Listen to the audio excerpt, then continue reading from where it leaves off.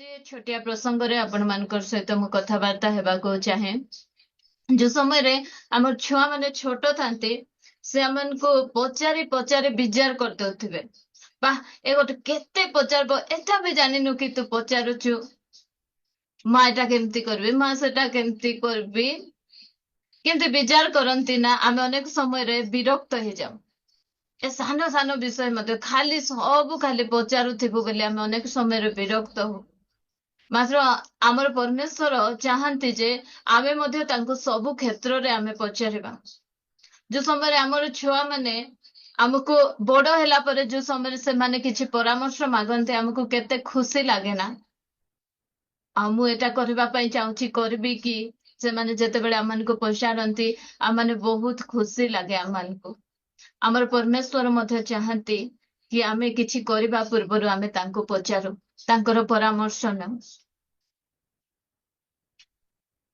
आज आम को रेफरेन्स पढ़वे आम गुडी भणी आम को साहाय्य करेंगे तो कौन परमेश्वर मध्य चाहती आमे तांको पचारू आज आमे परमेश्वर जहाँ भी किछि करबा पूर्वरु तांको पचारिकी आमे करबा आउ तांकर परामर्श नहीं जो समय रे आमे करबा आमे कौन से क्षेत्र रे आमे भूल पड़िबा नहीं असुविधा रे पड़ी जिबा नहीं आमे किछि समस्या रे सम्मुखीन हेबा नहीं जो समय रे आमे परमेश्वर को पचारिबा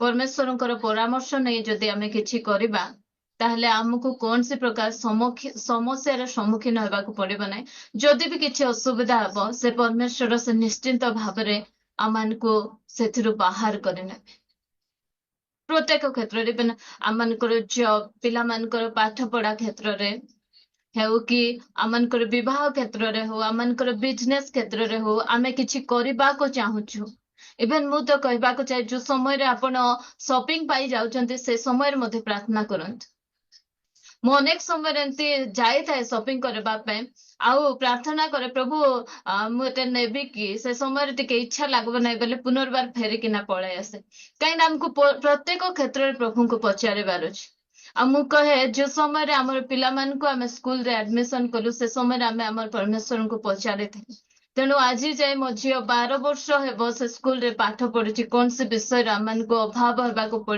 देना कि आमन को स्ट्रगल करने देना से बहुत सुंदर भाव से आमन को कढ़ाई आनी जे कौन सी क्षेत्र रे आमे पचार आवश्यकता मु मोर पिला को कॉलेज रे पढ़ेबी को स्कूल रे पढ़ेबी से कौन करबो एबे अनेक पिला माने 10th एग्जाम देला पर कौन पढ़बो से सब आमे परमेश्वर को पचारि किना करबा को पड़ो क्यों माने पचारंती नहीं जो माने गर्वी माने आका पचारबे नहीं परमेश्वर को कि काको मध्य पचार मते जणा नहीं कि मु मोर निजर इच्छा रे करबे क्यों माने ए प्रकार कथा कहती गर्वी मात्मात्म नम्र लोक माने अनेक समय समस्त परामर्श नेबा पई इच्छा करती आमे समस्ते सर्वज्ञानी नाहु आमको मध्य अन्य मानकर परामर्शर आवश्यकता रही अन्य मान पाखु आमे न जाई पारले मध्य हमर परमेश्वर को निकटवर्ती आमे हिन परमेश्वर को आमे पचार पर आवश्यकता रही से आमान को ठीक मार्ग रे ठीक समय रे से कढ़े नेबे आमे गोटे पद पढ़िबा जेसाय 30 रो 1 आ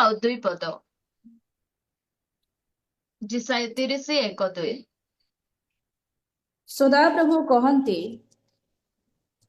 जो विद्रोही संतानगण मंत्रणा करन्ति मात्र आंभ द्वारा नुहे पुणी जो माने पाप उपरे पाप करिबा निमंते आच्छादन करन्ति मात्र आंभ आत्मांक द्वारा नुहे से माने संतापर पात्र से माने आंभ को न पचारि फारर बलरे आपणा मानंको बलिष्ठ करिबाको और मिश्रर छाया आश्रय नेबाको मिश्र को जीवा निमंते यात्रा करू अछंती स्थान रे इस्राएल मानकर विद्रोह देखुछु से माने तो विद्रोह करी करी करी करी आसुचंती एबे आउ परमेश्वर को ठारू से माने किछि सहाय्य दरकार नै कार बल रे फारर बल रे हमरो सब अछि हमन को बल अछि शक्ति अछि साहस अछि हमको परमेश्वर दरकार नै परमेश्वर परामर्श हमन को दरकार नै देखुछु बरा माने अमेरिकार अवस्था हॉलीवुड रो अवस्था केनते से हॉलीवुड ନାଇଁ ଆମକୁ ପରମେଶ୍ୱର ଦରକାର ନାହିଁ, ଆମକୁ କିଏ ଦରକାର ନାହିଁ। ଶୈତାନର ବେଶୀ ପ୍ରଶଂସା କରୁଥିଲେ, ଶୈତାନକୁ ବହୁତ ଆରାଧନା କରୁଥିଲେ, ଓପେନଲି କହୁଥିଲେ ଶୈତାନ ଧନ୍ୟବାଦ। କଣ ହେଇଛି ସେ ଅବସ୍ଥା? ପ୍ରିୟମାନେ, ଆମେ ମଧ୍ୟ ଅନେକ ସମୟରେ ଆମେ ଏ ପ୍ରକାର କାମ ଗୁଡିକ କରିଯାଉ କି ପ୍ରଭୁ ତୁମେ ମତେ ଦରକାର ନାହିଁ, ମୋ ପାଖରେ ଟଙ୍କା ଅଛି, ମୋ ପାଖରେ ପାୱାର ଅଛି। ଏମାନେ ମଧ୍ୟ ପାୱାର ଦେଖାଉଛନ୍ତି, ବଳ ଦେଖାଉଛନ୍ତି, ଶକ୍ତି ଦେଖାଉଛନ୍ତି, ଆହୁରି ପୁନର୍ବାର ମିଶରକୁ ଫେରି ଯିବା ପାଇଁ ଚାହୁଁଛନ୍ତି। ନିଜର ବଳରେ ପରମେଶ୍ୱରଙ୍କୁ ଆରେ ପଚାରୁନାହାନ୍ତି, ଆମକୁ ଯେମିତି ଇଚ୍ଛା ଆମେ ସେମିତି କରିବୁ, ତୁମେ କିଏ ଆମକୁ କହିବା ପାଇଁ? ତୁମର ପରାମର୍ଶ ଆମକୁ ଦରକାର ନାହିଁ, ଆମେ ତୁମକୁ ପଚାରିବା ପାଇଁ ଚାହୁଁନ। ଏ ପ୍ରକାର କିଏ କରେ? ଜଣେ ବିଦ୍ରୋହୀ, ଜଣେ ନମ୍ର ବ୍ୟକ୍ତି ଏ ପ୍ରକାର ବିଷୟ କରେ ନାହିଁ, ଜଣେ ଗର୍ବୀ ହିଁ କରେ। ଆଉ ମାତ୍ର ନମ୍ର ଲୋକ ପ୍ରତ୍ୟେକ ସମୟରେ ଅନ୍ୟମାନଙ୍କର ପରାମର୍ଶ ଦେଖେ ଯେ ସେମାନଙ୍କର ଉପରେ କିଏ ଅଛନ୍ତି, ସେମାନଙ୍କ ଠାରୁ ସେ ପରାମର୍ଶ ନେଇକିନା କରିବାକୁ ଚାହେଁ। ପ୍ରିୟ ଭଉଣୀ ମାନେ, ମୁଁ ଆଜି କହିବାକୁ ଚାହେଁ, ଆପଣ ମଧ୍ୟ ଯାହା ବି କିଛି କରିବେ ପ୍ରଭୁଙ୍କୁ ପଚାରିକିନା କରନ୍ତୁ, ଆପଣ ମାନେ ହଇରାଣରେ ପଡିବେ ନାହିଁ। ଆଉ ପରମେଶ୍ୱର ଠିକ ଭାବରେ ଆପଣ ମାନଙ୍କୁ ମାର୍ଗଦର୍ଶନ କରିବେ। ଏମାନେ ବିଦ୍ରୋହ କରିକିନା ପୁନର୍ବାର ପରମେଶ୍ୱରଙ୍କୁ ନ ପଚାରିକିନା, ଲେଖାଯାଇଛି ନା, କିଏ ପଚାରିବ ନାହିଁ ଯାହାକୁ ନିଜର ଭୁଲ ଛାଡିବା ପାଇଁ ଇଚ୍ଛା ନଥିବ। ଏମାନେ କେମିତି ପାପ କରିବେ, ଆରେ ସେ ପାପକୁ କେମିତି ଆଚ୍ଛାଦନ କରନ୍ତି, ମାନେ ପାପକୁ ଘୁଡେଇ ଘୁଡେଇ ଘୁଡେଇ ଘୁଡେଇ ରଖନ୍ତି। ମାତ୍ର ଯେଉଁମାନେ ପାପରୁ ବାହାରିବା ପାଇଁ ଚାହୁଁଛନ୍ତି, ସେମାନେ ପରମେଶ୍ୱରଙ୍କ ନିକଟକୁ ଯାଇ ପଚାରନ୍ତି କି ପ୍ରଭୁ, ମୁଁ ଏ ପାପରେ ପଡିଯାଇଛି, ମୁଁ ଏ ଦୁଷ୍କର୍ମରେ ପଡିଯାଇଛି, ଏ ଦୁର୍ବଳତାରେ ମୁଁ ପଡିଯାଇଛି, ମୁଁ ଏଥିରୁ କେମିତି ବାହାରିବି? ମତେ ଏଥିରୁ ବାହାରିବା ପାଇଁ ତୁମେ ସାହାଯ୍ୟ କର, ତୁମର ସେ ଅନୁଗ୍ରହ ଦିଅ ବୋଲି। ମାତ୍ର ବିଦ୍ରୋହୀ ମାନେ ପଚାରିବା ଦରକାର ନାହିଁ, କାରଣ ସେମାନେ ପାପ କରି କଣ କରନ୍ତି? ଲୁଚାନ୍ତି, ଘୁଡାନ୍ତି, ନା ମୁଁ କରିନାହିଁ ପାପ। ମାତ୍ର ଯୋଉ ସମୟରେ ଆମେ ନମ୍ର ହେଇଯିବା, ବିଦ୍ରୋହ କରିବା ନାହିଁ ପରମେଶ୍ୱରଙ୍କୁ, ସେ ସମୟରେ ଆମେ ପଚାରିବାକୁ ପଡିବ, ପ୍ରଭୁ ମୁଁ ଏ ପାପରୁ କେମିତି ବାହାର କରିବି? ମୁଁ ପାପକୁ ଘୋଡେଇ ରଖିବା ପାଇଁ ଚାହେଁ ନା। ଗୀତ ସଂହିତାରେ ଲେଖାଗଲା, ଯେ ପାପ ଆଚ୍ଛାଦନ କରେ ସେ ଦୟା ପାଏ ନାହିଁ, ମାତ୍ର ଯେ ପାପ ସ୍ୱୀକାର କରି ଛାଡେ ସେ ଦୟା ପାଇବ। ଆମର ପରମେଶ୍ୱର ଆମର ପାପକୁ ଘୋଡେଇ ରଖୁ ସେ ଚାହାନ୍ତି ନାହିଁ, ସେ ଚାହାନ୍ତି ଆମେ ଆମର ପାପକୁ ଆମେ ସ୍ୱୀକାର କରିବା, ପରମେଶ୍ୱରଙ୍କ ନିକଟରେ କହିଦେବା, ତାଙ୍କୁ କହିବା କି ପ୍ରଭୁ ମୁଁ ଏ ସ୍ଥାନରୁ ଏ ପାପରୁ କେମିତି ମୁଁ ବାହାରିବି, ମୋର ଏ ଦୁର୍ବଳତାରୁ ମୁଁ କେମିତି ବାହାରିବି, ତୁମେ ମତେ ସାହାଯ୍ୟ କର। ଆଉ ନିଶ୍ଚିନ୍ତ ରୂପେ ସେ ପରମେଶ୍ୱର ଦେବେ। ଆମର ବଳରେ ନୁହେଁ, ଆମର ଧାର୍ମିକତା ଦ୍ଵାରା ନାହିଁ, ଆମର ପ୍ରାର୍ଥନା ଜୀବନ, ଆମର ଉପବାସ ଦ୍ଵାରା ନାହିଁ, କେବଳ ପରମେଶ୍ୱରଙ୍କର ଅନୁଗ୍ରହ, ପରମେଶ୍ୱରଙ୍କ ଦୟା ଆମକୁ ସେଥିରୁ ବାହାର କରିବ। ପ୍ରିୟ ଭଉଣୀ ମାନେ, ତେଣୁ ଯୋଉ ସମୟରେ ଆମେ କିଛି ଭୁଲ କରୁଛୁ, ଆମମାନଙ୍କ ଭିତରେ କିଛି ଥାଏ, ପରମେଶ୍ୱରଙ୍କ ନିକଟକୁ ଯିବା, ବାପା ମୁଁ ଭୁଲ କରିଦେଲି, ଏଥିରୁ ମୁଁ କେମିତି ବାହାରିବି, ତୁମେ ମତେ ସାହାଯ୍ୟ କର। ଆଉ ନିଶ୍ଚିନ୍ତ ଭାବରେ ଆମର ପରମେଶ୍ୱର ଆମେ ସେଥିରୁ ବାହାରି କରିବେ। ମୁଁ ପଢୁଥିଲି ନା, ମୁଁ କହୁଥିଲି ହିତୋପଦେଶ 3:5-6 ପଢିବା, ସେ ସ୍ଥାନରେ ଲେଖାଯାଏ କି ତୁମେ ନିଜର ସୁବିବେଚନାରେ ଆଉଜି ପଡ ନାହିଁ। ପଢନ୍ତୁ ଟିକେ। ତୁମ୍ଭେ କେତେ କେତେ କେତେ 3:5-6 ହିତୋପଦେଶ। ତୁମ୍ଭେ ସର୍ବାନ୍ତକରଣ ସହିତ ସଦାପ୍ରଭୁଙ୍କ ଠାରେ ବିଶ୍ୱାସ କର ଓ ନିଜ ସୁବିବେଚନାରେ ଆଉଜି ପଡ ନାହିଁ। ଆପଣାର ସବୁ ଗତିରେ ତାହାଙ୍କୁ ସ୍ୱୀକାର କର, ତହିଁରେ ସେ ତୁମ୍ଭର ପଥ ସବୁ ସରଳ କରିବେ। ପ୍ରିୟ ଭଉଣୀ ମାନେ, ଆମର ସୁବିବେଚନାରେ, ଆମର ବୁଦ୍ଧିରେ, ଆମର ଜ୍ଞାନରେ ଆମେ ଆଉଜି ପଡିବା ନାହିଁ। ପ୍ରତ୍ୟେକ ସମୟରେ, ପ୍ରତ୍ୟେକ ଗତିରେ ପରମେଶ୍ୱରଙ୍କୁ ଆମେ ସ୍ୱୀକାର କରିବା। କାରଣ ହିତୋପଦେଶ 14:12 ଲେଖାଗଲା, ମନୁଷ୍ୟ ଦୃଷ୍ଟିରେ କୌଣସି ପଥ ସରଳ ଦେଖାଯାଏ, ମାତ୍ର ତାହାର ଶେଷରେ ମୃତ୍ୟୁ ଥାଏ। ପ୍ରିୟ ଭଉଣୀ ମାନେ, ଆମେ ଆମର ସୁବିବେଚନାରେ, ଆମର ବୁଦ୍ଧିରେ, ଆମର ଜ୍ଞାନରେ ଯଦି ଆମେ ଚାଲିବା, ଆମେ ଧୋକା ଖାଇବା। କିନ୍ତୁ ଯୋଉ ସମୟରେ ପରମେଶ୍ୱରଙ୍କ ଦୃଷ୍ଟିରେ, ଆଉ ପରମେଶ୍ୱର କହନ୍ତି ମୋର ସଂକଳ୍ପ ତୁମମାନଙ୍କର ସମ୍ପର୍କ ଅପେକ୍ଷା ଅଧିକ ଉନ୍ନତ, ଆହୁରି ବହୁମୂଲ୍ୟ ସଂକଳ୍ପ ମୁଁ ତମ ପାଇଁ କରୁଛି। ତୁମର ପାଇଁ ଯୋଉ ଯୋଜନା ରଖିଛି ମୁଁ, ତମ ଠାରୁ ମାନେ ଅନେକ ଗୁଣରେ ବେଟର ସେ ପ୍ରକାର ଯୋଜନା ମୁଁ ରଖିଛି। ତେଣୁ ତୁମେ ତୁମ ନିଜର ସୁବିବେଚନାରେ ଆଉଜି ପଡ ନାହିଁ, ତୁମେ ନିଜର ମନର ଇଚ୍ଛାରେ, ମନର ଗତିରେ ଚାଲ ନାହିଁ।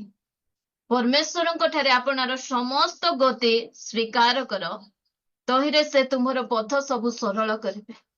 ଆମେ ଭାବୁଥିବୁ ମୁଁ ଯୋଉ ରାସ୍ତାରେ ଚାଲୁଛି ସେ ରାସ୍ତା ଠିକ, ମୁଁ ଯୋଉ ରାସ୍ତାକୁ ମନୋନୀତ କରିଛି ସେଇ ରାସ୍ତା ଠିକ ଅଟେ, କିନ୍ତୁ ପ୍ରିୟ ଭଉଣୀ ମାନେ କହିବାକୁ ଚାହେଁ ହୁଏତ ସେ ରାସ୍ତା ଠିକ ନଥିବ।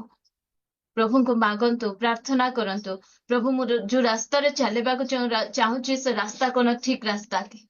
ପଚାରନ୍ତୁ ପ୍ରଭୁଙ୍କୁ, ମୁଁ ଏ ପଥରେ ଚାଲିବା। ସେ ନିଶ୍ଚିନ୍ତ ଭାବରେ ଆମମାନଙ୍କୁ କିଛି କିଛି ସିଗ୍ନାଲ ଦେଇ ସେ ଆମମାନଙ୍କୁ ଜଣେଇବେ ଯେ ତୁ ଚାଲିବୁ ନା ଚାଲିବୁ ନାହିଁ। ଆମର ବିବାହ କ୍ଷେତ୍ରରେ ମଧ୍ୟ ଯୋଉ ସମୟରେ ଆମେ ଅନେକ ସମୟରେ ପରମେଶ୍ୱରଙ୍କୁ ପଚାରିବାର ଆବଶ୍ୟକତା, ଆଜି ନ ପଚାରି ଅନେକ ଜଣ ବିବାହ କରିକିନା ସେମାନେ ପସ୍ତାଉଛନ୍ତି। ସେମାନଙ୍କର ବୈବାହିକ ଜୀବନ ଗୁଡିକ ଠିକ ନାହିଁ।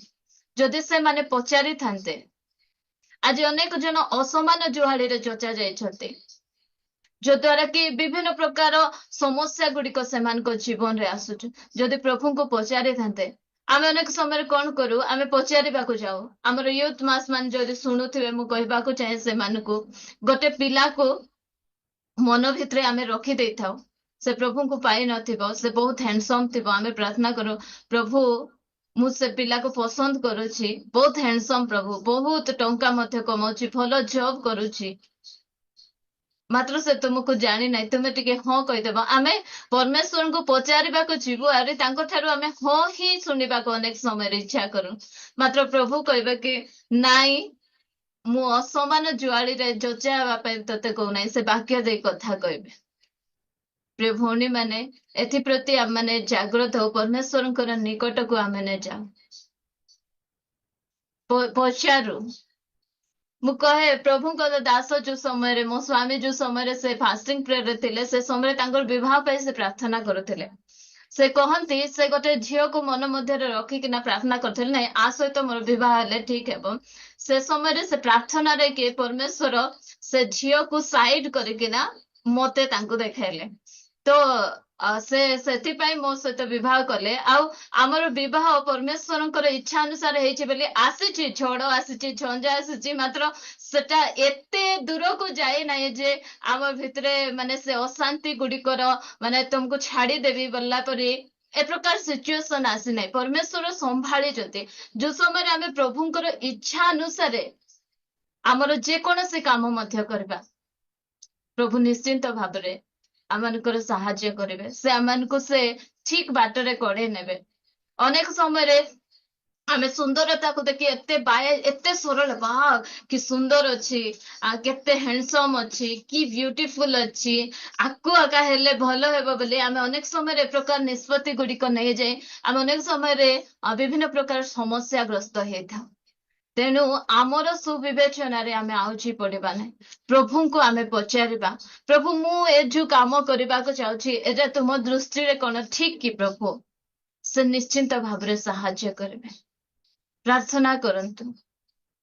ଯୋଉ ସମୟରେ ଆମ ପୁଅ ଝିଅ ମାନଙ୍କର ବିବାହ ପ୍ରସ୍ତାବକୁ ଆମେ ଯିବା ପାଇଁ ଚାହୁଁଛୁ, ସେ ସମୟରେ ହୁଏତ ଉପବାସ ନେଇ ମଧ୍ୟ ପରମେଶ୍ୱରଙ୍କର ନିକଟବର୍ତ୍ତୀ ହୁଅନ୍ତୁ, ପ୍ରାର୍ଥନା କରନ୍ତୁ।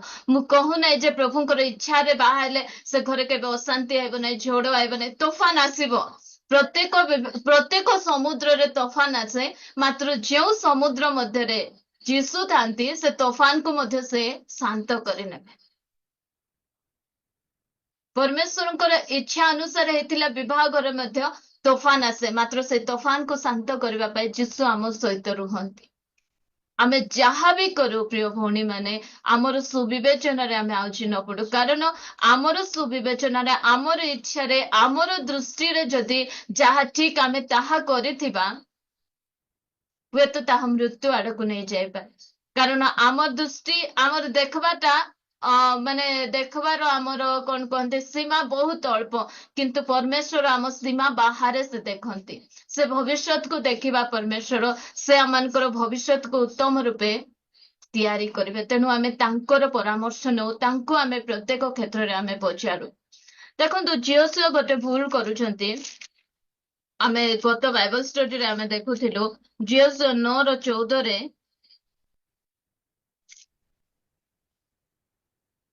ତହିଁରେ ଇସ୍ରାଏଲ ଲୋକମାନେ ସେମାନଙ୍କ ପାଥେୟ ଦ୍ରବ୍ୟ ଗ୍ରହଣ କଲେ, ଆଉ ସଦାପ୍ରଭୁଙ୍କ ମୁଖରୁ ପରାମର୍ଶ ଲୋଡ଼ିଲେ ନାହିଁ। ଏମାନେ ଆହୁରି ଏବେ ପରାମର୍ଶ ଲୋଢୁ ନାହାନ୍ତି। ଯୋଉ ସମୟରେ ଗିବିଅନ ଆସୁଛନ୍ତି ଦେଖିଲେ ଅୟନଗର ଆଉ ଜିରିହ ପ୍ରାଚୀରକୁ ଏମାନେ ଯୋଉ ଜିରିହ ନଗର ଆଉ ଅୟନଗରକୁ ଯେ ପ୍ରକାର ଭାବରେ ଏମାନେ ପରାଜୟ କରିଛନ୍ତି ସେଟା ଦେଖିକିନା ଏ ଲୋକମାନେ ଡରିକିନା ଗୋଟେ ଟ୍ରାପ୍ କରୁଛନ୍ତି ଏମାନଙ୍କ ସହିତ ଆମେ କେମିତି ମିଶିବା ବୋଲି କିଛି କିଛି ଖାଇବା ପଦାର୍ଥ ଜିନିଷ ଗୁଡିକ ଆଣି ଏମାନଙ୍କ ସହିତ ନିୟମ କରିବା ପାଇଁ ଏମାନେ ଆସିଛନ୍ତି, ବନ୍ଧୁ ବାନ୍ଧିବା ପାଇଁ ଆସିଛନ୍ତି। ଜିଓସୁଏ ବହୁତ ବଡ ଭିକ୍ଟ୍ରି ପାଇଛନ୍ତି, ଅୟନଗରକୁ ଜୟ କରିଦେଇଛନ୍ତି, ଜିରିହକୁ ମଧ୍ୟ ଜୟ କରିଦେଇଛନ୍ତି। ଆମେ ଅନେକ ସମୟରେ ବିଭିନ୍ନ ପ୍ରକାର ସଫଳତା ପାଇଲେ ଆମେ ଭାବ ବିବଳ ହେଇଯାଉ। ଏବେ ଆଉ ମତେ କାହାର ପରାମର୍ଶ ଦରକାର ନାହିଁ, କାହାର ଜ୍ଞାନ ଦରକାର ନାହିଁ, ମୁଁ କରିପାରିବି। ଏ ସ୍ଥାନରେ ମଧ୍ୟ ଜିଓସୁଆ ପରମେଶ୍ୱରଙ୍କର ଆଜ୍ଞା ଅନୁସାରେ ଚାଲି ଚାଲି ଚାଲି ଚାଲି ଆସୁଛନ୍ତି। ମାତ୍ର ଯୋଉ ସମୟରେ ଏ ବିଜାତି ଲୋକମାନେ ଆସୁଛନ୍ତି ଏମାନଙ୍କ ସହିତ ଏମାନେ ନିୟମ ବାନ୍ଧୁଛନ୍ତି, ବନ୍ଧୁ ବାନ୍ଧୁଛନ୍ତି। ଆମର କୋରାପୁଟିଆ ଭାଷାରେ କହିବାକୁ ଗଲେ ସନ୍ଧି ହେଉଛନ୍ତି। ଏମାନେ ସନ୍ଧି ବାନ୍ଧିକିନା ଏମାନେ ଅଛନ୍ତି। ମାତ୍ର ପରମେଶ୍ୱରଙ୍କର ପରାମର୍ଶ ଆହୁରି ଲୋଢିଲେ ନାହିଁ ବୋଲି ଲେଖା ହେଇଛି। ପ୍ରଭୁ ତୁମର ପରାମର୍ଶ ଆହୁରି ଆମକୁ ଦରକାର ନାହିଁ। ଏବେ ଆମେ ଭିକ୍ଟ୍ରି ପାଇଗଲୁ, ଏବେ ଆମେ ବିଜୟ ପାଇଗଲୁ, ଏବେ ଆମେ ସଫଳତା ପାଇଗଲୁ, ତୁମେ ଆଉ ଏବେ ଆମକୁ ଦରକାର ନାହିଁ। ସେମାନେ ପଚାରୁନାହାନ୍ତି ପରମେଶ୍ୱରଙ୍କୁ ଯାଇକିନା। ପ୍ରଭୁଙ୍କ ଦାସ ବହୁତ ସୁନ୍ଦର ଭାବରେ କହୁଥିଲେ ଶୈତାନର ଦୁଇଟା ରୂପ ଅଛି, ଗୋଟେ ସିଂହ ରୂପ ଆଉ ଗୋଟେ ସର୍ପ ରୂପ। ସିଂହ ରୂପ ହେଲେ ଆମେ ସାଙ୍ଗେ ସାଙ୍ଗେ ଚିହ୍ନିଦେବା। ଯଦି ସିଂହ ଭାବରେ ଶୈତାନ ହବାଙ୍କ ପାଖରେ ଆସିଥିଲେ ହବା ତାକୁ ଛିନି ଦେଇଥାନ୍ତେ ଆଉ ସେ ତାଙ୍କର ସେ ଚାତୁରତା ପଡି ନଥାନ୍ତେ। ମାତ୍ର ସର୍ପ ଭାବରେ ଆସି ଧୀରେ ପଶିକିନା ଆଗ କି ସତ୍ୟ ବୋଲି ପୁରା ମନଲୋଭା କଥା କହିବାରୁ ତାଙ୍କୁ ଏତେ ଖୁସି ଲାଗିଲା, କାନକୁ ମଧୁର ଲାଗିଲା। ଯାହା ହଉ ମୋ ସପୋର୍ଟରେ ଆକା କହୁଛି ବୋଲି ସାପ ସହିତ ହବା ହାତ ମିଶେଇ ଦଉଛନ୍ତି। ପ୍ରିୟ ଭଉଣୀ ମାନେ, ଠିକ ସେଇ ସର୍ପ ରୂପରେ ଗିବିଅନ ଆସି ଇସ୍ରାଏଲ ଲୋକମାନଙ୍କର ସହିତ ନିୟମ ବାନ୍ଧୁଛନ୍ତି। ପରମେଶ୍ୱର କହିଛନ୍ତି ଯେ ବିଜାତି ମାନଙ୍କର ସହିତ ତୁମର କିଛି ଲେନା ଦେନା ନାହିଁ, ସେମାନଙ୍କର ସହିତ ତୁମର ବସ ଫେଲୋସିପ କରିବାର ନାହିଁ। ମାତ୍ର ଏମାନେ କଣ କରୁଛନ୍ତି? ପରମେଶ୍ୱରଙ୍କ ସହିତ ବସା ଉଠା କରୁଛନ୍ତି। ଅନେକ ସମୟରେ ଆମେ ମଧ୍ୟ ବିଜାତି ମାନଙ୍କର ସହିତ ଆମମାନଙ୍କର ଫେଲୋସିପ କୁ ଏ ପ୍ରକାର କରିଦେଇଥାଉ ଯେ ସେମାନଙ୍କର କିଛି ପର୍ବପର୍ବାଣୀ କିଛି ଫଙ୍କସନ ହେଲା ସେମାନେ ଡାକିଲେ ଆମେ ମନା କରିପାରିବୁ ନାହିଁ, କାହିଁକି ନା ଆମେ ସେମିତି ବନ୍ଧୁ ବାନ୍ଧି ଦେଇଥିବୁ ସେମାନଙ୍କର ସହିତ। ତେଣୁ ମୁଁ ମୋର ପିଲାମାନଙ୍କୁ କହିଛି କାହାର ବାର୍ଥଡେ କୁ ଯିବା ଦରକାର ନାହିଁ, କି ବିଜାତି ସାଙ୍ଗକୁ ଆମ ଘରକୁ ମଧ୍ୟ ଡାକିବା ଦରକାର ନାହିଁ। କାରଣ ସେ ସବୁ ଦ୍ଵାରା ବିଭିନ୍ନ ପ୍ରକାର ବିଷୟ ଗୁଡିକ ଆମମାନେ ଆଣିଥାଉ। କାରଣ ଆମର ପରମେଶ୍ୱର ଚାହାନ୍ତି ନାହିଁ ଯେ ଆମେ ଅନ୍ୟମାନଙ୍କର ସହିତ ଆମମାନଙ୍କର ବ୍ୟକ୍ତିଗତ ସମ୍ପର୍କକୁ ଏ ପ୍ରକାର ବିଲ୍ଡଅପ୍ କରୁ ଯୋଉମାନେ କି ଆମମାନଙ୍କର ଫେଲୋସିପ ରେ ନାହାନ୍ତି। ଆମେ ଅନେକ ସମୟରେ ତାହା କରିବା ଦ୍ଵାରା ବିଭିନ୍ନ ପ୍ରକାର ଅଭିଶାପ ଗୁଡିକ ଆମମାନଙ୍କ ଜୀବନକୁ ଆଣିଥାଉ। ବିଭିନ୍ନ ପ୍ରକାର ଦେଖିବେ ପିଲାମାନେ ଯୋଉ ସମୟରେ ବର୍ଥଡେ ପାର୍ଟି କୁ ଯାଇ ଆସିଥିବେ ସେମାନଙ୍କର ହାବ ଭାବ ଟିକେ ଚେଞ୍ଜ ହେଇଥିବ। ଥରେ ମୋ ଝିଅ ଯାଇଥିଲା, ଲେଟ୍ ନାଇଟ୍ ହେଇଗଲା, 9ଟା ଅଧେ ଏମିତି ହେଲା ଫେରିଲା ବେଳକୁ। ମୁଁ କହିଲି ଏଟା ଲାଷ୍ଟ, ଆଉ ଯିବୁନି। ତାପରେ ଦେଖିଲି ତାର ମାନେ କଥାବାର୍ତ୍ତା ବ୍ୟବହାର ଟିକେ ଚେଞ୍ଜ ଲାଗିଲା। ତାପରେ ମୁଁ ପ୍ରାର୍ଥନା କଲି, ନାଇଁ ପ୍ରଭୁ, ଆଉ ସେ ସମୟରେ ହିଁ ପ୍ରଭୁ ମତେ କଥା କହିଲେ, କୋଉ ଜାଗାରେ ପିଲାମାନଙ୍କୁ ଛାଡିବାର ଅଛି, କୋଉ ଜାଗାରେ ଛାଡିବାର ନାହିଁ ତମେ ଜାଣ। ତ ଆମେ ଅନେକ ସମୟରେ ମନ ଇଚ୍ଛା ଲୋକମାନଙ୍କର ସହିତ ଆମେ ବନ୍ଧୁ ବାନ୍ଧୁ। ଠିକ ଅଛି, ପିଲାମାନେ ସ୍କୁଲକୁ ଯିବେ, ସ୍କୁଲରେ ସାଙ୍ଗ ହେଲେ ଆସିଲେ, ମାତ୍ର ଫେଲୋସିପ ସେମାନଙ୍କର ସହିତ କରିବା କଥା ନାହିଁ, ସହଭାଗିତା ସେମାନଙ୍କର ସହିତ କରିବା କଥା। ଆମେ ଯିବୁ ସେମାନେ ଆସିବେ, ଏ ପ୍ରକାର ବିଷୟ ଗୁଡିକ ଠାରୁ ଆମର ପିଲାମାନଙ୍କୁ ମଧ୍ୟ ଆମେ ଦୂର ରଖିବାର ଅଛି। ଆଉ ଆମେ ମଧ୍ୟ କାହା ସହିତ ଆମେ ବେଶୀ କ୍ଲୋଜ ହଉଛୁ, କଣ କରୁଛୁ, ଏସବୁ ବିଷୟ ପ୍ରତି ଆମେ ମଧ୍ୟ ଜାଗ୍ରତ ହେବା। ଆଉ କିଛି ଗୋଟେ କିଛି ଗୋଟେ ସଫଳତା ପାଇଲା ପରେ ଅନେକ ସମୟରେ ଆମେ ଭୁଲ କରି ବସୁ। ଦେଖନ୍ତୁ, ଯୋଉ ସମୟରେ ଆମମାନଙ୍କର ଜାହାଜରୁ ଲୋଟ ବାହାରିଲେ ସେ ସମୟରେ ତାଙ୍କର ବହୁତ ଦ୍ରାକ୍ଷାଲତା ହେଲା। ସେ ହେଲା ତ ଦ୍ରାକ୍ଷା ଫଳ ହେଲା। ଦ୍ରାକ୍ଷା ଫଳ ଖାଇସାରିଲା ପରେ ମାନେ ଚାଷ ଅମଳ କରି ସାରିଲା ପରେ ସେ ଏତେ ପରିମାଣରେ ମାତାଲ ହେଇକିନା ପଡି ଯାଇଛନ୍ତି, ଉଲଙ୍ଗ ଅବସ୍ଥାରେ ପଡିଛନ୍ତି। କେତେବେଳେ ହଉଛି, ଯୋଉ ସମୟରେ ସେ ଡଙ୍ଗା ତିଆରି କରୁଥିଲେ ସେତେବେଳେ ହଉନାହାନ୍ତି, ମାତ୍ର ଡଙ୍ଗାରୁ ବାହାରିଲା ପରେ, ଗୋଟେ ବିଜୟ ଆଇଲା ପରେ, ଜଳପ୍ଲାବନରୁ ରକ୍ଷା ପାଇଲା ପରେ ସେ ପାପରେ ପଡି ଯାଉଛନ୍ତି। ଆମ ଜୀବନରେ ମଧ୍ୟ ଯୋଉ ସମୟରେ କିଛି ଆମେ ସଫଳତା ଲାଭ କରୁ, କିଛି ଗୋଟେ ଯୋଉ ସମୟରେ ଏବେ ଦେଖନ୍ତୁ ଆମେ ୟୁଟ୍ୟୁବରେ ପ୍ରଚାର କରୁଛୁ, ଯାଉଛି ଅନେକ ମେସେଜ ଗୁଡିକ, ଯୋଉ ସମୟରେ ଲୋକମାନେ ଅନେକ ଲୋକ ଫୋନ କରି କହୁଛନ୍ତି ବହୁତ ବଢିଆ ମେସେଜ ଦଉଛନ୍ତି, ଆଉ ବହୁତ ବଢିଆ ପ୍ରଭୁ ଆପଣଙ୍କୁ ବ୍ୟବହାର କରୁଛନ୍ତି ବୋଲି ଆମେ ବେଶୀ ଫୁଲି ଗଲେ ଅନେକ ସମୟରେ ଆମେ ପଡି ଯାଇ ହେବ। ସେଥିପାଇଁ ନିଜକୁ ପ୍ରତ୍ୟେକ ସମୟରେ ନମ୍ର କରି ମୁହଁକୁ ତଳେ ଧୂଳିରେ ପୋତିକିନା ରହିବାର ଆବଶ୍ୟକତା ରହିଛି। ପ୍ରଭୁଙ୍କୁ ମାନେ ଯୋଉ ସମୟରେ ଆସେ ସେ ସବୁ ପ୍ରକାର ପ୍ରଲୋଭନ ଗୁଡିକ, ସେ ସମୟରେ ଆମେ ପ୍ରାର୍ଥନା କରିବାର ଅଛି। ବହୁତ ଭଲ ଲାଗେ ଯୋଉ ସମୟରେ ଲୋକ ଆମମାନଙ୍କୁ ପ୍ରଶଂସା କରନ୍ତି, ଟିକେ ଟେକନ୍ତି ବୋଲେ ବହୁତ ବଢିଆ ଲାଗେ। ମାତ୍ର ଏତିକି ମନେ ରଖୁ, ହୁଏତ ସେ ସବୁ ଦ୍ଵାରା ଆମେ କିଛି ଭୁଲ କରି ନ ବସୁ।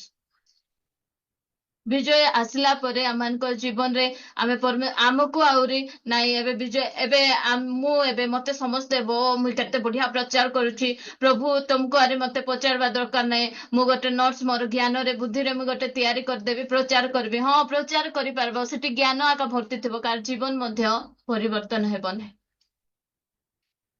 ଯୋଉ ସମୟରେ ସେବା କାର୍ଯ୍ୟ ଆରମ୍ଭ ହୁଏ, ଏତେ ସମର୍ପଣର ସହିତ ପ୍ରଭୁଙ୍କର ଦାସୀମାନେ ସେବା କାର୍ଯ୍ୟକୁ ଆରମ୍ଭ କରନ୍ତି। ମାତ୍ର ଧୀରେ ଧୀରେ ଯୋଉ ସମୟରେ ସେମାନେ ଲୋକପ୍ରିୟତା ହାସଲ କରନ୍ତି, ଲୋକମାନେ ଦି ଚାରିଟା ପ୍ରଶଂସା କରିଦେବେ, କୋଉ ଜାଗାରେ ଟିକେ ନେଇ ଫୁଲ ମାଳ କି କିଛି ଶାଲ ଗୁଡେଇ ଦେଲେ ଆଉ ପରମେଶ୍ୱରଙ୍କୁ ପଚାରନ୍ତି ନାହିଁ। ଆଗେ ନୂଆରେ ଆରମ୍ଭ କରିବା ସମୟରେ ଉପବାସର ସହିତ, ପ୍ରାର୍ଥନାର ସହିତ, ପ୍ରଭୁ ମୁଁ କଣ କହିବି, ତୁମ ଲୋକମାନଙ୍କ ପାଇଁ କଣ ଦରକାର ତୁମେ କୁହ। ଏବେ ଆହୁରି ପରମେଶ୍ୱରଙ୍କୁ ପଚାରୁନାହାନ୍ତି। ସେମ୍ ଭୁଲ ଝିଅସୁଏ କରିଛନ୍ତି। ପରମେଶ୍ୱରଙ୍କର ପରାମର୍ଶ ଆଉ ସେ ଲଢି ନାହାନ୍ତି। କିନ୍ତୁ ଆମେ ଯେତେ ଉପରକୁ ଯାଉ, ଆମେ ଯେକୌଣସି କ୍ଷେତ୍ରରେ ମଧ୍ୟ ଉପରକୁ ଉଠୁ, ଆମେ ପ୍ରତ୍ୟେକ ସମୟରେ ଆମର ପରମେଶ୍ୱରଙ୍କୁ ଆମେ ପଚାରିବାଟା କେବେ ମଧ୍ୟ ଭୁଲିବା ନାହିଁ। ପ୍ରିୟ ଭଉଣୀମାନେ, ପରମେଶ୍ୱରଙ୍କୁ ପ୍ରତ୍ୟେକ ସମୟରେ ଆମେ ତାଙ୍କର ନିକଟବର୍ତ୍ତୀ ହେଇ ତାଙ୍କୁ ପଚାରିବାର ଆବଶ୍ୟକତା। ପ୍ରଭୁ ମୁଁ କଣ କରିବି? ମୁଁ ଯେବେ ମଧ୍ୟ ସଲମାନ ପ୍ରଚାର କରେ, ମୁଁ ଚେଷ୍ଟା କରେ ଉପବାସର ସହିତ ବାକ୍ୟକୁ ପ୍ରସ୍ତୁତ ହେବାକୁ ମୁଁ ଇଚ୍ଛା କରେ। କାରଣ ସେ କଥା ନ କହିବେ ଏ ସ୍ଥାନରେ କଣ ଆମକୁ ଦେଖେଇବାର ଅଛି କି? ନାଇଁ ଆମକୁ ଟିକେ ଦେଖନ୍ତୁ, ଆମେ ପ୍ରଚାର ନାଇଁ, ଗୋଟେ କାମ, ପ୍ରଭୁ ମୋର ଚର୍ଚ୍ଚର ଭଉଣୀ ମାନଙ୍କୁ କଣ ଆବଶ୍ୟକତା ସେତିକି ଖାଲି ତୁମେ କହିଦିଅ ବାପା, ସେମାନଙ୍କୁ ଯେମିତି ଟିକେ ସାହାଯ୍ୟ କରିପାରିବେ ସେତିକି। କଣ କହିଲେ ସେମାନଙ୍କର କିଛି ଉପକାର ହେଇପାରିବ, କଣ କହିଲେ ସେମାନେ ଆହୁରି ଟିକେ ପ୍ରଭୁଙ୍କର ନିକଟବର୍ତ୍ତୀ ହେବେ, ଏଟା ଗୋଟେ ଆକା। ଏଠି ଆସି କିଏ ଆମକୁ ହଟ୍ କରିଥିବ, କାହାକୁ ଦେଖାଇ ପଥର ମାରିବା ଉଦ୍ଦେଶ୍ୟରେ ନାହିଁ। ପ୍ରିୟ ଭଉଣୀ ମାନେ, ଗୋଟେ ପ୍ରାର୍ଥନା, ପ୍ରଭୁ ଯେ ପ୍ରକାର ସେମାନେ କିଛି ଉପକାର ପାଇବେ, ପ୍ରଭୁଙ୍କର ନିକଟବର୍ତ୍ତୀ ହେବେ, ସେହି ଗୋଟେ ପ୍ରାର୍ଥନା। ଆଉ ସେହି ବିଷୟ ହିଁ ପ୍ରତ୍ୟେକ ସମୟରେ ପ୍ରଭୁଙ୍କ ଜ୍ଞାନର ବାକ୍ୟ ଅନେକ କହିହେବ, ଗଦା ଗଦା ବାକ୍ୟ କହିହେବ, କିନ୍ତୁ ପରମେଶ୍ୱର ଚାହାନ୍ତି ଆମେ ତାଙ୍କୁ ପଚାରୁ, ପ୍ରଭୁ ଏ ସମୟ ପାଇଁ କୋଉ ବାକ୍ୟ ଆବଶ୍ୟକତା ରହିଛି, ମତେ ତୁମେ କୁହ, ଆଉ ସେ ବିଷୟ ହିଁ ମୁଁ କହିବି। ଏ ପ୍ରକାର ମନୋଭାବ ନେଇ ଆମେ ପ୍ରତ୍ୟେକ ସମୟରେ ବସୁ, ପରମେଶ୍ୱରଙ୍କର ନିକଟବର୍ତ୍ତୀ ହେଉ। ପ୍ରିୟ ଭଉଣୀ ମାନେ, ଆଉ ଆମେ ପ୍ରତ୍ୟେକ ସମୟରେ ପରମେଶ୍ୱରଙ୍କର ପରାମର୍ଶ ହିଁ ନେବାର ଆବଶ୍ୟକତା ରହିଛି। ପରମେଶ୍ୱରଙ୍କ ଠାରୁ ଆମେ ପରାମର୍ଶ ନେଇ ଆମେ ପ୍ରତ୍ୟେକ ସମୟରେ ଆଗକୁ ବଢୁ। ପ୍ରଭୁ ଏହା ହିଁ ଆମମାନଙ୍କ ଠାରୁ ଚାହାନ୍ତି।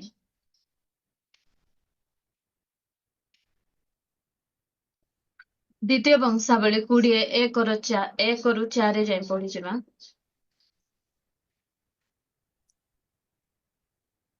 ଅନନ୍ତର ମୟାବ ସନ୍ତାନଗଣ ଓ ଅମନ ସନ୍ତାନଗଣ ଓ ସେମାନଙ୍କ ସଙ୍ଗେ ଅମନ୍ୟ କେତେକ ଲୋକ ଜିହୋଶାଫଟଙ୍କ ପ୍ରତିକୂଳରେ ଯୁଦ୍ଧ କରିବାକୁ ଆସିଲେ। ଏଥିରେ କେତେକ ଲୋକ ଜିହୋଶାଫଟଙ୍କୁ ସମ୍ବାଦ ଦେଇ କହିଲେ, ସମୁଦ୍ର ସେପାରି ସ୍ଥିତ ଅରାମ ଦେଶରୁ ଏକ ମହାଜନତା ଆପଣଙ୍କ ପ୍ରତିକୂଳରେ ଆସୁଅଛନ୍ତି। ଆଉ ଦେଖନ୍ତୁ, ସେମାନେ ହର୍ଷସନ ତାମରରେ ଅଛନ୍ତି। ଏହାକୁ ଐନଗଦି କହନ୍ତି। ତହିଁରେ ଯେହୋଶାଫାଟ ଭୀତ ହୋଇ ସଦାପ୍ରଭୁଙ୍କର ଅନ୍ୱେଷଣ କରିବାକୁ ପ୍ରବୃତ୍ତ ହେଲେ। ପୁଣି ଜିହୁଦାର ସର୍ବତ ଉପବାସ ଘୋଷଣା କରାଇଲେ। ଆଉ ଜିହୁଦାର ଲୋକମାନେ ସଦାପ୍ରଭୁଙ୍କର ସାହାଯ୍ୟ ମାଗିବା ପାଇଁ ଆପଣମାନଙ୍କୁ ଏକତ୍ର କଲେ। ସଦାପ୍ରଭୁଙ୍କର ଅନ୍ୱେଷଣ କରିବାକୁ ଜିହୁଦାର ସମୁଦାୟ ନଗରରୁ ଲୋକମାନେ ଆସିଲେ। ଏ ସ୍ଥାନରେ ଦେଖୁଛୁ ଯୋଉ ସମୟରେ ଜିହୋଶାଫାଟଙ୍କର ମାନେ ଯୁଦ୍ଧ ପାଇଁ ଚାରି କାନିରୁ ଆକ୍ରମଣ ହଉଛି। ମୋଆବ ମାନେ ଆକ୍ରମଣ କରୁଛନ୍ତି, ଅମନ ସନ୍ତାନ ମାନେ ଆକ୍ରମଣ କରୁଛନ୍ତି। ସମସ୍ତେ ଯୋଉ ସମୟରେ ଜିହୋଶାଫାଟଙ୍କର ପ୍ରତିକୂଳରେ ଯୁଦ୍ଧ କରିବାକୁ ଆସୁଛନ୍ତି, ଯୁଦ୍ଧ ଘୋଷଣା ହଉଛି, ସେ ସମୟରେ ଜିହୋଶାଫାଟ ତାଙ୍କର ସୈନ୍ୟ ଦଳକୁ ସେ ରେଡି କରୁନାହାନ୍ତି। ସେ ବାହିନୀ ଗଣର ସଦାପ୍ରଭୁ ସେଇ ଯୁଦ୍ଧ ବୀର ପରମେଶ୍ୱରଙ୍କ ନିକଟବର୍ତ୍ତୀ ସେ ହଉଛନ୍ତି। ସେ କହୁଛନ୍ତି ଯାଇକିନା, ପ୍ରଭୁ ଡରିଗଲେ, ଡର ଲାଗିବ ଯୋଉ ସମୟରେ ସମସ୍ୟା ଆସେ, ଦୁଃଖ ଆସେ, କଷ୍ଟ ଆସେ, ସେ ସମୟରେ ଡର ମଧ୍ୟ ଲାଗେ। ଏ ସ୍ଥାନରେ ଝିଅ ଭୟଭୀତ ହେଇକିନା ଯାଇ ସେ ସୈନ୍ୟ ମାନଙ୍କୁ କହୁନାହାନ୍ତି, ଯେତିକି ସୈନ୍ୟ ଅଛି ସେ କମାଣ୍ଡର ମାନଙ୍କୁ କହୁନାହାନ୍ତି କି ଆହୁରି ଅଧିକ ଅଧିକ ସୈନ୍ୟ ଶ୍ରେଣୀର ସୈନ୍ୟ ଗୁଡିକ ବଢାଅ, ନୂଆ ନୂଆ ଲୋକମାନଙ୍କୁ ଆପଏଣ୍ଟମେଣ୍ଟ ଦିଅ, ଏ ପ୍ରକାର ସେ କିଛି ଘୋଷଣା କରୁନାହାନ୍ତି। ନୂଆ ନୂଆ ଅସ୍ତ୍ରଶସ୍ତ୍ର ଗୁଡିକ ତିଆର, ଯେତିକି ଅସ୍ତ୍ରଶସ୍ତ୍ର ଅଛି ତାଠୁ ଆହୁରି ଅଧିକ ଅସ୍ତ୍ରଶସ୍ତ୍ର ଗୁଡିକ ଆଣ, ଯୁଦ୍ଧ ପାଇଁ ସବୁ ରେଡି କର। ଏସବୁ ବିଷୟ ସେ କହୁନାହାନ୍ତି। ଯୁଦ୍ଧ ସରଞ୍ଜାମ କି ସୈନ୍ୟ ମାନଙ୍କୁ ସେ ପ୍ରସ୍ତୁତ କରୁନାହାନ୍ତି। ସେ ଭୟଭୀତ ହେଇ, ବହୁତ ବଢିଆ ଲାଗିଲା, ସଦାପ୍ରଭୁଙ୍କର ଅନ୍ୱେଷଣ କରିବାକୁ ପ୍ରବୃତ୍ତ ହେଲେ। ପ୍ରିୟ ଭଉଣୀ ମାନେ, ଯୋଉ ସମୟରେ ଆମ ପରିବାରରେ ମଧ୍ୟ କିଛି ଏ ପ୍ରକାର ସମସ୍ୟା ଆସୁଛି, ଚାରି କାନିରୁ ସମସ୍ୟା ଗୁଡିକ ମାଡି ଆସିବା ସମୟରେ ଆମେ ପରମେଶ୍ୱରଙ୍କର ଅନ୍ୱେଷଣ କରିବାକୁ ଯିବା, ପ୍ରଭୁଙ୍କୁ ଖୋଜିବାକୁ ଯିବା, ପ୍ରଭୁଙ୍କୁ ପଚାରିବାକୁ ଯିବା। ଏ ବାପା କେମିତି କରିବେ, ଇଆଡୁ ସମସ୍ୟା ଆସୁଛି, ସିଆଡୁ ସମସ୍ୟା ଆସୁଛି, ସମସ୍ୟା ଉପରେ ସମସ୍ୟା, ଦେହ ଖରାପ ଉପରେ ଦେହ ଖରାପ ହଉଛି, ଅଭାବ ଉପରେ ଅଭାବ ହଉଛି। ସେ ସମୟରେ ଆପଣ କାହାର ଅନ୍ୱେଷଣ କରୁଛନ୍ତି, କାହାକୁ ଖୋଜୁଛନ୍ତି? ପରମେଶ୍ୱରଙ୍କୁ ଖୋଜନ୍ତୁ, ପରମେଶ୍ୱରଙ୍କର ଅନ୍ୱେଷଣ କରନ୍ତୁ। ଜିହୋଶାଫାଟ ମଧ୍ୟ ପରମେଶ୍ୱରଙ୍କର ଅନ୍ୱେଷଣ କରୁଛନ୍ତି, ପରମେଶ୍ୱରଙ୍କୁ ଖୋଜୁଛନ୍ତି। ସେ ଯୁଦ୍ଧ ପାଇଁ ସୈନ୍ୟ ପ୍ରସ୍ତୁତ କରୁନାହାନ୍ତି, ଯୁଦ୍ଧ ପାଇଁ ଯୁଦ୍ଧ ଅସ୍ତ୍ରଶସ୍ତ୍ର ପ୍ରସ୍ତୁତ କରୁନାହାନ୍ତି, ଯୁଦ୍ଧ ଅସ୍ତ୍ରଶସ୍ତ୍ର ଖୋଜିବାକୁ ଯାଉନାହାନ୍ତି, ସୈନ୍ୟ ନୂଆ ନୂଆ ସୈନ୍ୟ ମାନଙ୍କୁ ଖୋଜିବା ପାଇଁ ଯାଉନାହାନ୍ତି। ସେ ଯାଉଛନ୍ତି ପରମେଶ୍ୱରଙ୍କର ନିକଟରେ, ପରମେଶ୍ୱରଙ୍କୁ ଖୋଜିବା ପାଇଁ। ଯୋଉ ସମୟରେ ସେ ପରମେଶ୍ୱରଙ୍କୁ ଖୋଜିଛନ୍ତି, ଯୋଉ ସମୟରେ ସେ ପରମେଶ୍ୱରଙ୍କ ନିକଟବର୍ତ୍ତୀ ଅଛନ୍ତି, ସମସ୍ତଙ୍କୁ କହୁଛନ୍ତି ଉପବାସ ଘୋଷଣା କର।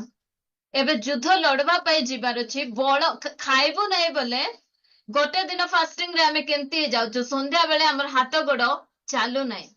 ଏ ସ୍ଥାନରେ ଜିହୋଶାଫାଟ ରାଜା ଉପବାସ ଘୋଷଣା କରୁଛନ୍ତି।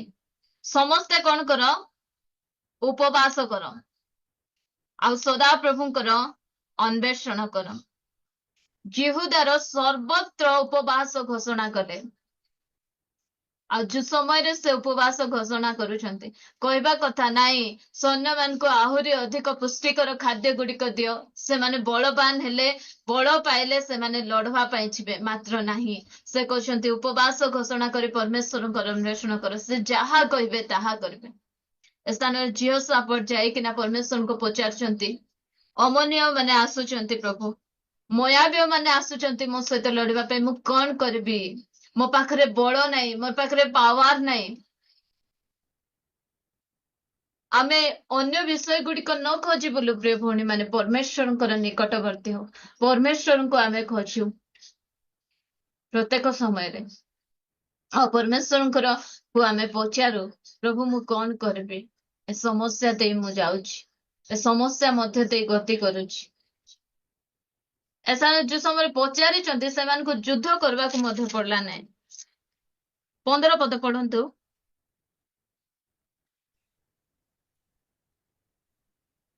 ତହୁଁ ସେ କହିଲେ, ହେ ସମଗ୍ର ଜିହୁଦା ଓ ଜେରୁସାଲେମ ନିବାସୀଗଣ, ତୁମ୍ଭେମାନେ ଆଉ ହେ ମହାରାଜ ଯେହୋଶାଫାଟ, ତୁମ୍ଭେ ଶୁଣ।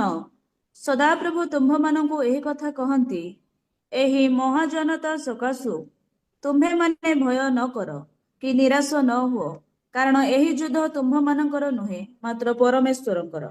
परमेश्वर को जो समय पचारबा से परमेश्वर ए प्रकार ही उत्तर दियंती से कहती ए समस्या सहित जो लड़ुचे रे माँ ए समस्या तोर नहीं ए समस्या मोर ए युद्ध कहार मोहर युद्ध अटे तोते व्यस्त हेबार नहीं आमे निराश होबार नहीं कि हताश होबार नहीं परमेश्वर निकटरे आमर समस्त समस्या को रखी पचार प्रभु ए समस्या दे मु गति करुछि ए परिस्थिति दे मु गति करुछि मु कौन करिबि से समय रे से कहबे समस्त को से कहि से जियो सापट को कहितले से आज आपण को मध्य कहबे मते मध्य कहबे माँ रे झियो रे निराश है ना हताश है ना जो समस्या दे तू गति करू से समस्या मोर अटे से समस्या को मु डील करबी तते किछि डील करबा दरकार नहीं आमर परमेश्वर से प्रकार परमेश्वर से निजे तांकर आमर समस्या को डील करिवे काहेकि आमे निजे निजे अनेक समय आमे करी कि ना आमे हताश हो जाउछु निराश हो जाउछु मात्र जो समय आमे परमेश्वर को पचारिबा परमेश्वर को निकट को आमर समस्या गुडिक को नै कि ना जिबा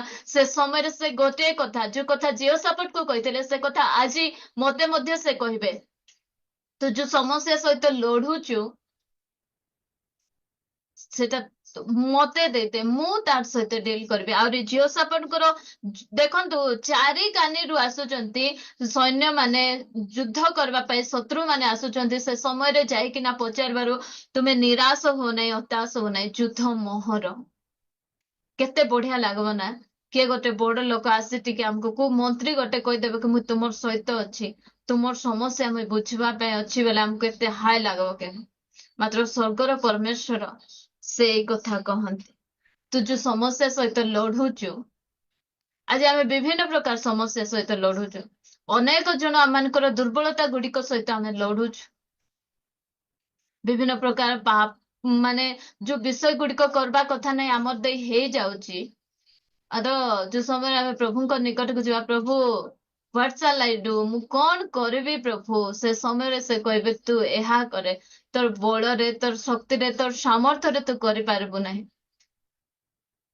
मु करबी आ से निश्चिंत रूपे करबी जदि किछि समस्या मध्य दे आपण जाउछन्ते किछि दुर्बलता को नहीं किछि पाप रे आपण बारंबार बारंबार बारंबार पडुछन्ते ताहले प्रभु को कहंतो से आपणकर से पाप सहित से डील करबे आ सेथिरु से बाहर करबे मोबाइल रूम डिलीट करदेवी बोले भी हेब नहीं आउ थोड़े से डिलीट कलाटा गुड़िक आसे फेसबुक मुझे स्क्रॉल करबी नहीं कार सहित मु चैट करबी नहीं एटा हुए बारंबार हुए मात्र जो समय प्रभु निकट रे आमे बारंबार जाई पचारू प्रभु मु पारू नहीं मते बाहर कर से कहबे मते दे दे मु तोर से सब समस्या सहित डील करबे मु मध्य अनेक विषय रे एबे मध्य पड़े मात्र मु पड़ी कि ना रुहे नहीं मु सांगे सांगे उठे आ प्रभु मु कौन करबी मते कहंतु आ से समय रे निश्चित भाव रे मते कथा कहबे जो समय रे मु मोर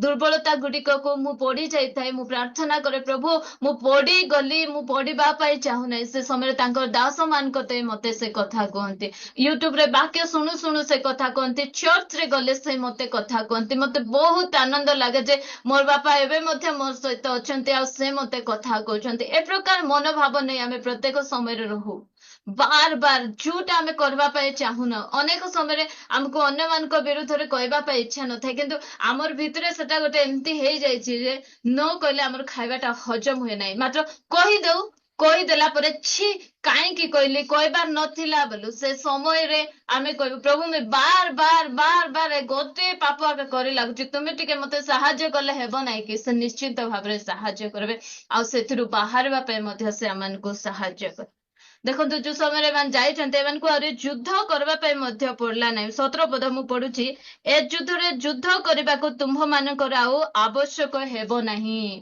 आउरी युद्ध करवा दरकार नहीं तेबे कौन करबु प्रभु आमे विचार करता एक टिके पढ़िबा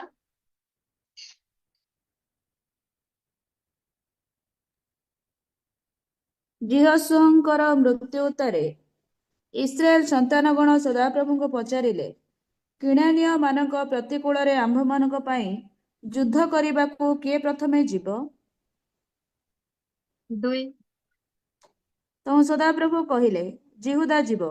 ଦେଖ ଆମ୍ଭେ ତାହା ହସ୍ତରେ ସେହି ଦେଶ ସମର୍ପଣ କରିଅଛୁ। ଯେତେବେଳେ ଝିଅଙ୍କର ମୃତ୍ୟୁ ହେଇଯାଇଛି ଇସ୍ରାଏଲ ଲୋକମାନେ ପଚାରୁଛନ୍ତି କି ଏ ଯୁଦ୍ଧ ଯୋଉ ସମୟରେ ଆମମାନଙ୍କ ନିକଟରେ କିଣାନୀୟ ମାନେ ଆମମାନଙ୍କର ପ୍ରତିକୂଳରେ ଯୁଦ୍ଧ କରିବାକୁ ଆସୁଛନ୍ତି ଆମେ କାହାକୁ ଫାଷ୍ଟ ପଠେଇବୁ? ପରମେଶ୍ୱର କହୁଛନ୍ତି ଜିହୁଦାକୁ ପଠାଅ। ଜିହୁଦାର ଅର୍ଥ ପ୍ରଶଂସା। ଯୋଉ ସମୟରେ ଆମର ପରିବାରରେ ଅଶାନ୍ତି ଅଛି, ଆମର ପରିବାରରୁ ଅଶାନ୍ତି ଦୂର ହଉନାହିଁ, ଗଣ୍ଡଗୋଳ ଯାଉନାହିଁ, ସେ ସମୟରେ ପ୍ରଶଂସା କରନ୍ତୁ। ଏ ସ୍ଥାନରେ ମଧ୍ୟ 19 ପଦରେ ପୁଣି କହାତୀୟ, ମୁଁ ଦ୍ୱିତୀୟ ବଂଶାବଳୀ 20ରେ ପଢୁଛି, ପୁଣି କହାତୀୟ ସନ୍ତାନଗଣ ଓ କରହ ସନ୍ତାନଗଣ ଲେବୀୟ ମାନେ ଅତି ଉଚ୍ଚ ସ୍ୱରରେ ସଦାପ୍ରଭୁ ଇସ୍ରାଏଲର ପରମେଶ୍ୱରଙ୍କର ପ୍ରଶଂସା କରିବା ନିମନ୍ତେ ଠିଆ ହେଲେ।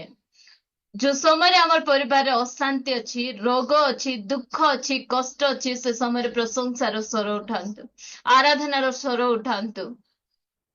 ଦେଖିବେ ଆମେ ଯୋଉ ସମୟରେ ଆମେ ପ୍ରଶଂସା ଆରାଧନା କରିବା ସେ ସମୟରେ ଧୀରେ ଧୀରେ ଧୀରେ ଧୀରେ ଆମର ସମସ୍ୟା ଗୁଡିକ ସମାଧାନ ହେଇଯାଉଥିବ, ଆମର ପରିବାରର ଅଶାନ୍ତି ଗୁଡିକ ମଧ୍ୟ ଦୂର ହେଇଯିବ।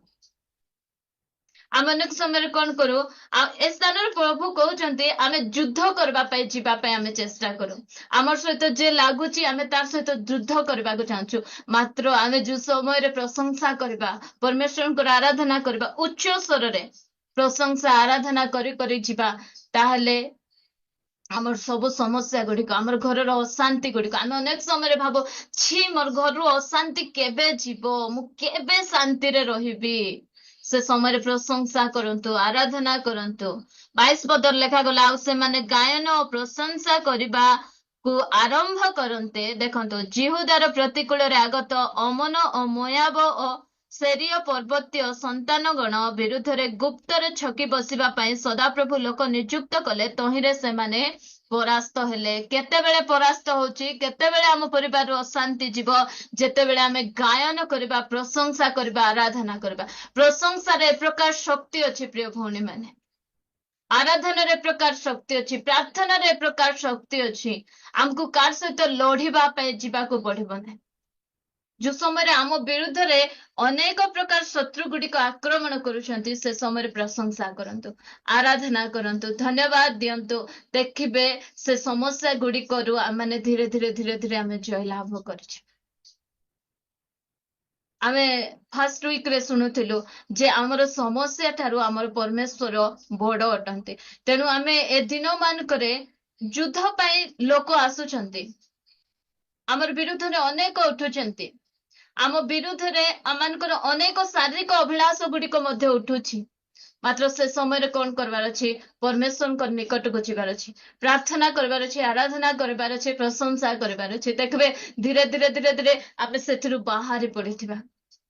ମୁଁ ଦେଖୁଛି ଅନେକ ଗୁଡିଏ ବିଷୟରେ ମୁଁ ଗତ ଦିନ ମାନଙ୍କରେ ପଢୁଥିଲି, ମାତ୍ର ଏ ଦିନ ମାନଙ୍କରେ ସେ ସବୁରୁ ଜୟଲାଭ କରିବା ପାଇଁ ପ୍ରଭୁ ମତେ ଶକ୍ତି ଦେଇଛନ୍ତି। କେମିତି ହେଇପାରିଲା? ପ୍ରାର୍ଥନା। ମୁଁ ପ୍ରତିଦିନ ମୁଁ ମୋର ଦୁର୍ବଳତାକୁ ନେଇ ପ୍ରଭୁଙ୍କ ପାଖରେ ରଖେ। ମୁଁ ଅନେକ ସମୟରେ ଯେହେତୁ ମୁଁ କହିବାକୁ ଚାହେଁ, ମୋ ଦୁର୍ବଳତାକୁ ମୁଁ ରଖିବାକୁ କେବେ ମଧ୍ୟ ଲଜ୍ଜାବୋଧ କରେ ନାହିଁ। ଆଜି ଗୋଟେ ପାଳକଙ୍କର ସ୍ତ୍ରୀ ହିସାବରେ କିଏ କଣ କହିଦେଲେ ମତେ ସାମ୍ନାରେ ମୁଁ ଯେହେତୁ ରିପ୍ଲାଏ ଦେବି ନାହିଁ, ମୋର ସାକ୍ଷ୍ୟ ନଷ୍ଟ ହବ। ମାତ୍ର ଭିତରେ ମତେ ଟିକେ ରାଗ ଲାଗେ। ମୁଁ ପ୍ରଭୁଙ୍କୁ ପ୍ରାର୍ଥନା କରେ, ପ୍ରଭୁ ଏ ଭିତରେ ହେବାଟାରୁ ମଧ୍ୟ ମତେ ବାହାର ହେବାର ଅଛି। ମୁଁ କହିଦେଲି ତ ସେମାନେ ଶୁଣି ଦେଇଥାନ୍ତେ, ସେଟା ସରି ଯାଇଥାନ୍ତା। ମାତ୍ର ଯୋଉ ମୋ ଭିତରେ ଯୋଉ କୁଡକୁଡ ହଉଛି, ଏଥିରୁ ମଧ୍ୟ ମତେ ତୁମେ ବାହାର କର। ଆଉ ପ୍ରଭୁ ମତେ ସାହାଯ୍ୟ କରୁଛନ୍ତି ସେ ସବୁରୁ ମତେ ବାହାର କରିବା ପାଇଁ। ଗତ ଦିନ ମାନଙ୍କରେ କିଏ ଯଦି କୁଆଡୁ କିଛି ଶୁଣି ଆସିବେ ନାହିଁ, ସେ ଭଉଣୀ କି ସେ ଭାଇ ତମ ବିରୁଦ୍ଧରେ ଏମିତି କହୁଥିଲେ, ମତେ ରାଗ ଲାଗୁଥିଲା, ଯାଇକିନା ଦୁଇଟା ଶୁଣେଇ ଦେବି ବୋଲିବାକୁ ଇଚ୍ଛା ହଉଥିଲା। ମାତ୍ର ଏବେ ଆହୁରି ସେମିତି ଲାଗୁନାହିଁ। ସେ ପ୍ରଭୁ ଗଡ ବ୍ଲେସ, ସେମାନଙ୍କୁ ଆଶୀର୍ବାଦ କରନ୍ତୁ, ପ୍ରଭୁ ସେମାନଙ୍କର ଯତ୍ନ ନିଅ, ଏ ପ୍ରକାର ଭାଷା ଯାକ ପାଟିରୁ ବାହାରୁଛି। ମୁଁ ପ୍ରଭୁଙ୍କୁ ଧନ୍ୟବାଦ ଦିଏ, ଏସବୁ ମୋର ବଳରେ, ମୋର ଧାର୍ମିକତାରେ ଏସବୁ ହେଇନାହିଁ। ତାଙ୍କର ଅନୁଗ୍ରହ ଆଉ ତାଙ୍କର ସେ ଦୟା ହିଁ ଏସବୁରୁ ବାହାରିବାକୁ ସାହାଯ୍ୟ କରେ। ତ ପ୍ରିୟ ଭଉଣୀ ମାନେ, ଆଜି ମୁଁ ଆପଣ ମାନଙ୍କୁ ମଧ୍ୟ କହିବାକୁ ଚାହେଁ, ଯୋଉ ସମୟରେ ଆପଣ ମାନେ କୋଉ ଜାଗାରେ ଭାଙ୍ଗି ପଡୁଛନ୍ତି, ଆପଣଙ୍କର ପରିବାରରେ ଅଶାନ୍ତି ଗୁଡିକ ଯାଉନାହିଁ, ସେ ସମୟରେ ଆପଣ ମାନେ ପରମେଶ୍ୱରଙ୍କ ନିକଟକୁ ଯାଆନ୍ତୁ।